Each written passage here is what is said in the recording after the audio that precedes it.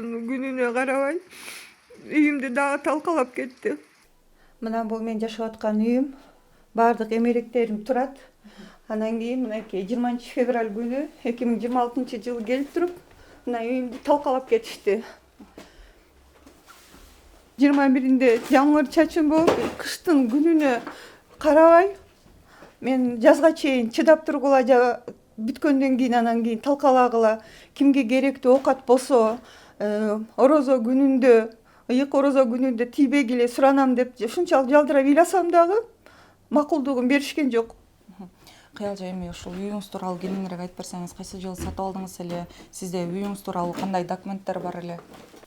Үйдү 2004-жылы апрель айында сатып алганмын. Анда сатып алганда ушу бузуп аткан жерде ограждениясы ушу бир кирпич менен тосулган үй болчу да. Анан бул жагында эски сарай, туалети сыртта болчу. Анан мен сатып алганда ремонт кылганга менин каражатым жок болчу. Анткени сатып алганда үй аварийном состоянии, ал мен доказательством бар, үйдүн потолоктору, сырткы жактары баары урап калган, ураган акыбалда турган болчу. Ошентип отуруп мен 2010-жылы апам Россияга иштеп кетип, мен үйдө 2 кызым менен калгам. Улуу кызым инвалид, майыптыгы чектелген көзү азиз кызым бар болчу. Ошон үчүн апам кыздарыңды өзүң кара, мен барып иштеп сага болгон акчаны салып турайын, ушу үйдү кичине болсо дагы балдар үчүн мындай жакшы бир условия кылып, туалетти, ванныйды киргизип алалы деп ошол убакта кеткен эле да мага неметип. Ошондо 2010-жылы күз айында мен фундаментин куямын. Бирок фундаментти куюп атканда мурунку жашап аткан Попова 26A'дагы Ярошенко Ольга Николаевнадан жана Сыдыкова Майрам эжеден экөөнөн тең уруксат алып, ушул үйдү салып баштаган болчумун. Алар мага каршылык көрсөткөн эмес. Эгерде ошол убакта мага каршылык көрсөткөндө салбайсың деп, мен анда салбайт да болчумун. Кыялжа, азыр биздин көрүүчүлөр түшүнбөй калбасын. Сиз үйүңүздү салып атканда эмнеге кошуналарыңыздан уруксат сурашыңыз керек болчу? Уруксат сураганын себеби биз бир үйдө 3 кожойке жашайбыз. Ар бирибиздин өзүбүздүн болгону гана техпаспортубуз бар.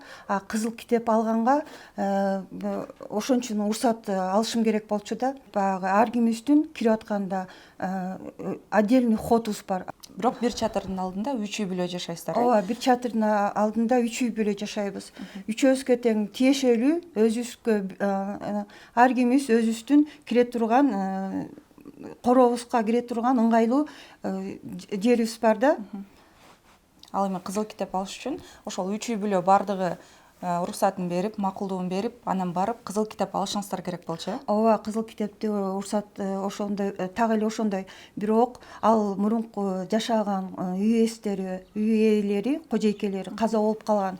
Алар каза болуп калгандан кийин чырдын баары кийинки келген кожойкелер, хозяин, кожоюндар кийинки келген ошол экөөбүз макулбуз, а вот именно Даренко Александр ошого каршылык көрсөтүп атат да.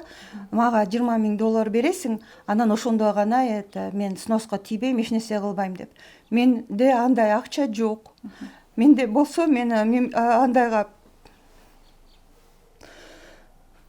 мен ага түшүндүрүп да айттым. Мен жалгыз бой энемин. Кызым ушундай майыптыгы чектелген кызым бар десем, анда сен бул үйдү кантип тургуздуң, кайсы акчага тургуздуң, силер деген значит доходуңар бар. Мен айттым, ошол убакта менин апам деген Москвада иштеген, азыркы учурда апам дагы 2 бутунан ооруп, давлениясы да высокий, иштей албайт. 75 жаштагы апам бар.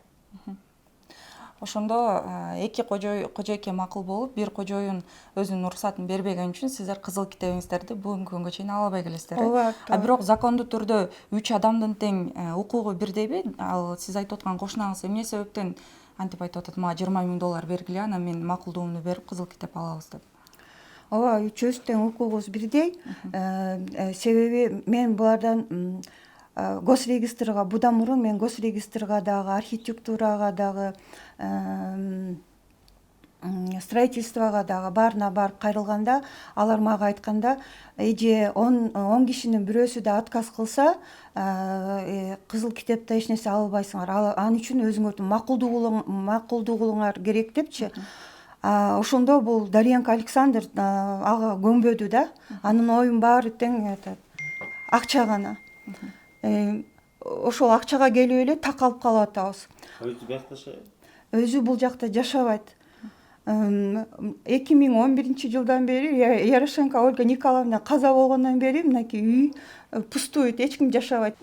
Демек эки кожоюке үчүнчү кошунаңыздар менен соттошуп, сиздин кошунаңыз каза болуп калды. Андан кийин сиз кошунаңыз менен соттошуп жүрүп, сиз соттон жеңилип калдыңыз. Ал эмненин негизинде сиз менен соттошту? Ал ошол үйдүн баардыгын сноска кетирип бузуш керек болдубу же кандай? Мен ошол жагын түшүнбөдүм да. Мунун себеби бул сотто ошол биринчи инстанцияда 2016-жылы Калыбаев Алмаз деген судья келип ошондо бул жака үйгө келет. Ыза кызы препятствует вход депчи, мени киргизбей жатат, мен өзүм үйүмө киргенге доступ жок деп. Ошондо тиги судья үйдү көргөнү келет. Ошондо да чыр болот да. Сенин ходуң отдельно болсо, Сыдыкованын ходу отдельно болсо, Кыялдыкка отдельно болсо кандай доступ жок деп. Анан ошо менен Калыбаев Алмаз мырза судья без рассмотрения калтырып салат. Кийин Жаныбек кызы Венера деген судья карайт. 2018-жылы биздин үйдү сноска коет. Ал да Верховныйга чейин барат да, кайта ылдый түшүрүлөт. Сноска үйдү толугу менен коебу ошондо? Ооба, толугу менен коет. Пристройкаң депчи, пристройка деп коет, незаконный пристройка деп. Ошол күнү эле эртеси күнү келип Дарьянка мага условие коет. Ну чё, решайся депчи. Мен уже 20 000 мага бересиң, мен ошо менен токтотом. Антпесең эми өзүң бил депчи. Мен ошондо дагы тизелеп суранамын, жалдырап.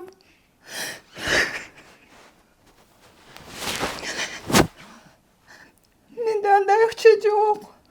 Хотя бы кредитке макул 300 000 сом алып берейин, ошого да макул бол десем жок деп. Анда через нотариус барабыз, законно оформим дейт. Сен 20 000 мага по частям бересиң дейт да. Анан мен айттым, мен анан банк менен кантип соттошом дедим, мен анан бере албайм да ал акчаны дедим. Мен болгону зарплатам 23 000 дедим, кызым пенсия алат 8 000 дедим, апам алат 7 000 дедим, мен эмнеге жеткизем деп. Ушунчалык жалдырасам да сөзгө кепке келбей койду. Кыялчы, анда сиздин азыр короңузду көрсөк болобу? Мисалы, ар бириңиздердин кирүүчү эшигиңиздер өзүнчө деп көрсөк болот. Ошол жака баралымбы? Сиздин короңуз ушул жер экен, мурун бул үйдү сала электе кандай бул жерде курулуштар бар эле? 2004-жылы сатып алганда келгенде бул бурчунда, бул жакта азыр бурчунда туалети бар болчу. Бул жерде банясы бар болчу. А могу турган жерде болсо сарай бар болчу да. Баары тең эски, уже жашаганга, отурганга или сууга түшкөнгө ыңгайсыз болчу. Бүт потолоктору түшкөн. Анткени бул үйдү мен сатып алгандан мурун бул жака болгон квартиранттарды киргизип койгон экен да. Анан ошол өзүбүздүн эми баягы сатып алгандан кийин ошо 2010-жылы ошо бузуп, анан мурунку ошо үйэстеринен уруксат алып туруп анан бузган болчумун. Алар мага каршылык көрсөткөн эмес, макулдугун беришкен эле да. Ошон үчүн мен салдым. Эгерде алар уруксатын бербесе, ошол убакта эле мен анда бул жака эч нерсе да курбайт да болчумун, эч нерсе да кылбайт болчумун да. Сиз мурунку кошуналарыңыз менен ынтымактуу эле жашап, өзүңүздүн техпаспортуңузда көргөзүлгөн жерге ушул жерде кирпич менен тосмо бар болчу дедиңиз, андан берки тарапка эле ушул курулуштардын баарын жасадыңыз өзүңүз. Өзүңүздүн жашооңузга ыңгайлуу болуш үчүн. Мурунку эскилердин баарын бузгансыздар, Андан кийин кошунаңыз каза болду. Анын ошондо жээни болуп калабы? Жээни келип анан сиз менен соттошуп атабы? Ал ошо Ярошенко Ольга Николаевна турмушка чыкканда эмес, баласы да жок, инвалид первой группы болчу. Мен ушунча жыл жашап, ошо Дарьенко Николайды, Дарьенко Александрды бир да көргөн эмесмин. Өлгөндө гана келишти да. Менин кайрылуум, урматтуу Садыр Нуркожоевич. Мурунку үй ээси ушул үйдү алып атканда эч ким каршылык көрсөткөн эмес. анда экөө тең тирүү болчу. Ушул ушустун баары 2016-жылдан бери мынакей ушу Даренко, Ярошенко Ольга Николаевна жээнинин ушул бизге көрсөткөн немеси болуп келип атат да. Чырынан суранам сизден, кызыл китеп алганга, өзүбүздүн границабызды алганга жардам бериңизди суранам сизден. Анткени ушул үйдүн азабынан 10 жылдан бери соттошуп, канча ден соолук, канча моральный, физический угрозалар менен келип атабыз да. Тынч жашоого бир да күнүбүз, түнүбүз да болбой калды. Мен жалгыз бой энемин. Анан майыптыгы чектелген кызым бар. Колумда апам бар. Суранам сизге. Кайдыгер кылбай жардам берип коюңузчу, суранам сизден. Президент Садыр Нуркожоевич.